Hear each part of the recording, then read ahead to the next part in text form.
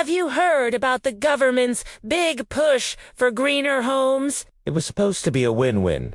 Warmer houses, lower energy bills, and a step towards net zero. But for thousands of families, this dream has turned into an absolute nightmare of damp, mold, and potential health risks. What went so wrong? Let's break it down. Just recently, a UK government official admitted to serious failings at every level regarding a massive home insulation scheme.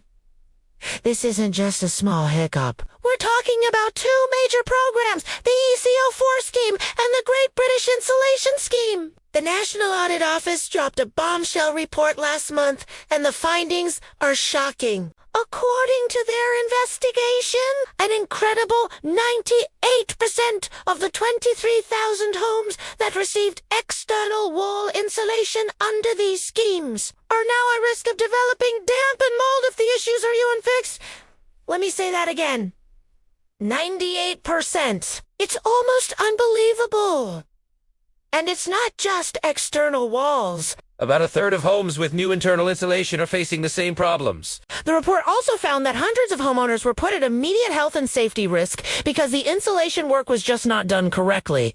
Think about that. You sign up for a government-backed scheme to improve your home, and you end up with a bigger, more dangerous problem than you started with. So, who's to blame? When questioned by Parliament, Jeremy Pocklington, the top civil servant at the Department for Energy Security and Net Zero, didn't mince words. He called the failures unacceptable and acknowledged that the whole system was flawed. The body responsible for checking the quality of the work was a company called Trustmark. Pocklington admitted that there was poor oversight of Trustmark, but critically, he also said his own department did not oversee these schemes in the way that they should have done. One MP described this as a systemic failure of a government department, a statement Pocklington agreed with. Why did this happen?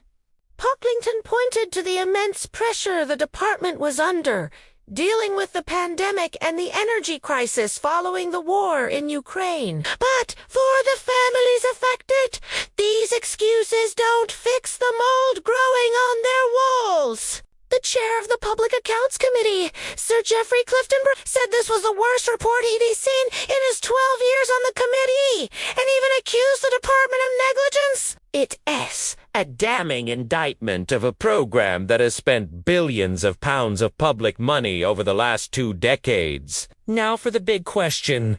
Will the government step up and help the people affected? When asked if the government would stand behind all the homeowners who've been let down, not just since 2022, but over the years, the response was, ...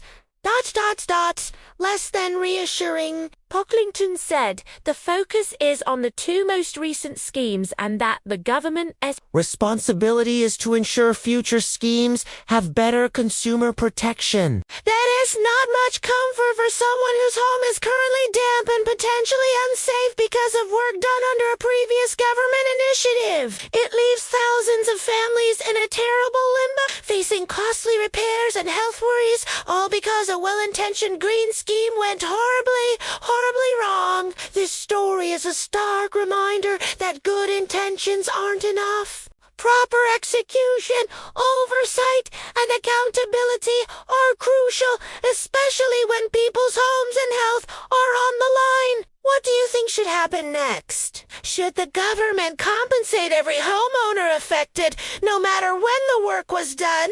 Let me know your thoughts in the comments below. Thanks for watching. If you found this video informative, please give it a like and subscribe for more deep dives into the stories that matter. See you next time.